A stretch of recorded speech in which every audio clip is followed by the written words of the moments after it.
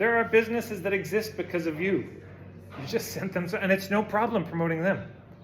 And notice the difference too. If we're at a networking event, I see a friend talking to an important hub, and I'm like, oh, I'm going to be the wingman. I'm not going. I said, hey, you haven't met my friend? My friend's amazing. Oh my God, he's the best at what he does. He's incredible. I can't believe you two haven't met. You have to work together. I vouch for him entirely. This guy is the man. He is the best.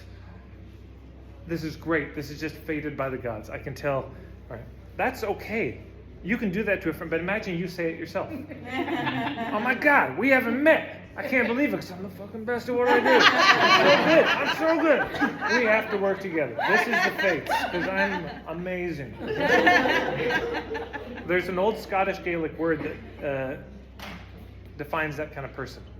It's a douchebag. You sound like a douchebag when you do that. Yeah, this self-promotion, it's okay.